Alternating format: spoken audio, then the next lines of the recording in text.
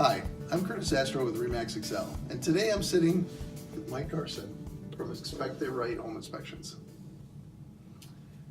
Mike, how are you? I'm doing fantastic. Good. Well, Yes. thanks for joining us today. Thank you for having me. Happy to have you. So tell us a little bit about what you do and how long you've been doing it. Well, my name is Mike Carson, and of course, I'm with Inspect Right Home Inspections, and I own a home inspection and energy auditing firm. I have been in the business since 2005. Wow. So yeah, this is my 14th year in home inspection. Energy audits since 2009. And I'm a residential home inspection that serves the central Wisconsin area. And just been doing that for about 14 years now. Wow, that's awesome. It's a long time. It is a long time. I'm one of the old folks in the area. Well, that's all right. So tell the folks a little bit about why they get a home inspection. You can get a home inspection for one of two reasons. Generally, if I'm a buyer, I want to get a home inspection because I want to know what the condition of the home is. Are there any major things that I need to plan for or know about that might need to be fixed? So that way, when you move into a home, you're not surprised. If I'm thinking of selling a home, I want to consider getting a home inspection because I want to know what the condition is, so that way when I put it on the market, I want to put out there the best product that I have, so that way my sale goes smoother, and in some instances, you can get a higher price for your home having marketed it as having been pre-inspected, and a lot of those surprises are eliminated when it comes time to sell the home. Yeah, I've seen a lot of those pre-home inspections, and it really opens up to the buyer the truth about the transparency of what is going on in this house. And then maybe they found an issue and they addressed it with a licensed contractor, or maybe they found some smaller issues and said, hey, we just want to let you know this needs to be addressed. And buyers, I feel, have really benefited from that, having that pre-home inspection.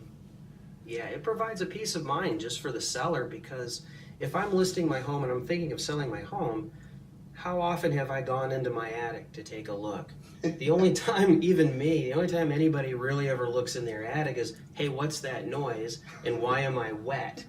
So, Yeah, getting a listing home inspection can help ease your mind. Okay, I did look in those nooks and crannies. I did have all that stuff looked at, and I agree. It helps just ease the tensions, puts together a good product in your home, and helps create a smoother sale, in my opinion. Mm-hmm. Yeah. So how many hours do you spend at a typical home inspection? I mean, I understand that it varies on the size of the home and the little, and that sort of thing. But typically, how much time do you spend there when you're doing a home inspection? I agree. It depends on the house. On average, I am at a typical home inspection usually lasts about 3.5 to 4 hours, depending on the complexities. Longer if there's a crawl space. Sure. You got to figure out how to get in there and look at a crawl space. So it could be upwards of 4 hours to do an average home inspection. Sure. So it's not like an appraisal where you walk around the outside and just take a look at Correct. the number of the bedrooms. It's more in depth. Why don't you walk us through like a typical home inspection? Like when you get there, what's the first thing you do? The first thing I do is stand in front of the house and I take a look at my ridge, my peaks, my walls to see if there's anything bowing, anything that really just jumps out at me. Before I go to an inspection, I try and do my due diligence of the home. I look it up on the internet. If there's public records available, I need to know the age of the home, and that's going to give me some clues as to what I really should be keying in on, the major stuff on that home. And then from there, it's really a visual inspection of the exterior, siding, grading, drainage, electrical, roofing, flashings, garage doors, safety mechanisms, wall structure. I go in the home, I run the faucets for a half an hour and look at the fixtures, check for leaking, and then I'm going through each section of the home, interior, attic, structure, testing outlets, electrical, foundation supports, and then I'm also going into the mechanicals, checking out the furnace, air conditioner if it's warm enough, and taking apart breaker panels, sub panels, trying to make sure that folks haven't done anything goofy to that. And then, some inspectors do photos, videos, stuff like that. And that's pretty much the short version of what our Sure. company tries to do. Right, and I understand you can't go into specifically detail. Every house does vary. The age of the house varies versus something built in the early 1900s might have knob and tube wiring Correct. versus something that was built last year obviously is not. Right, and the big misconception on a home inspection is Wisconsin says that it's a visual inspection of the readily apparent systems. Mhm. So a home inspector isn't going to crawl through the insulation of an attic. Right. Unless they see something that's just so horrific, then I'll go into an attic. But it's gotta be something really, really major structure. So they're not gonna dig or probe, they're not gonna poke holes in your walls, they're not gonna do stuff like that because, again, it's a visual inspection. And if I'm a seller and I'm a homeowner, I don't want you poking holes in my walls. Right. You know what I mean? Yeah. I don't want you crawling through an attic and displacing my insulation because now you've just created something. So it's Sure. a visual observation of the house. Okay. All right. So I guess now that you've completed a home inspection, you go through it with either the seller who's doing a pre-inspection, or you go through it with the buyer who's purchasing the home or potentially purchasing the home. How does that look typically? What do you typically, are you explaining to them? What type of report, that sort of thing? Yep, I will have, most of my buyers are actually with me during the inspection. And we go through the home together. So I can explain all the systems of the home to my customer. Because no matter how well you type something, a lot of times it doesn't translate well. It Sure. translates better when you're standing there explaining things. Then when I go over the report, we're going through photos, videos of the property.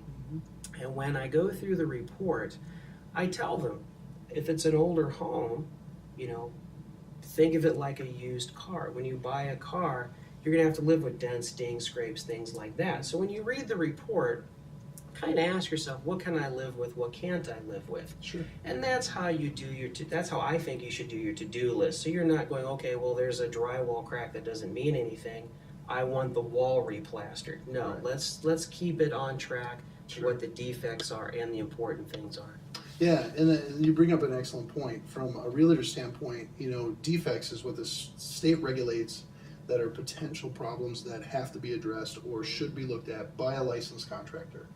So if you have a defect in the roof, say, you would want to bring in a licensed roofing contractor to come in and take a look at that and verify, is it or is it not an actual defect? And that contractor is the one that, defines that defect. You don't necessarily define the defects, neither do I. Right. It's the licensed specific contractor for that instance. Correct. And if I see something, a roofing problem or whatever the situation is, how I like to present it is, here's what I see, here's what can happen. Now let's get a licensed certified contractor, plumber, whomever to come out, because their licensed experts can come in and look at that. Home inspectors are more like a general practice physician. Sure. So you go to them, and then if your family physician finds something else, cardiac or whatever, Right. then you go to your cardiologist. Home inspection is pretty much the same way. Now let's get that licensed plumber, contractor out to reevaluate it to make sure that it truly is a problem. Right. Well, that's excellent. That's excellent. Do you have any suggestions for potential home buyers or potential sellers on any common occurrences or anything that you'd like to throw at them? Well, just kind of stand back and take the emotion out of it. Look at your home like you would go to, let's say, Target or Walmart, or you're selling a wheelbarrow or at a garage sale. Sure. Just kind of step back and look at it and go, okay, buy a $5 outlet tester. Test your outlets. It's going to give you lights that tells you whether it's right. Make sure your GFIs push those buttons. A lot of times they fail. Just kind of step back, take a look at it, and just look at it from whether you're buying a home and see if anything really jumps out at you.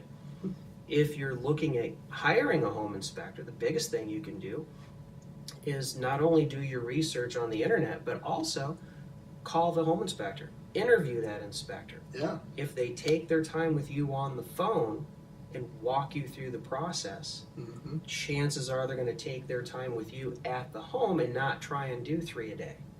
Sure. That's sure. the biggest thing. So do your research, interview the folks, and pick whom you're most comfortable with. That's excellent advice, and that goes the same in our world. You know, I highly recommend interviewing and checking that out. Well, Mike, I appreciate you coming in today. Thank you very much. Mike Carson is with Inspect It Right Home Inspectors. That's a tongue twister a little bit. It is. It's Inspect It Right Home Inspections. And I'll have a link below for his website if you want to investigate him and see what he's up to in all of his certifications. Thank you very much, and have a great day.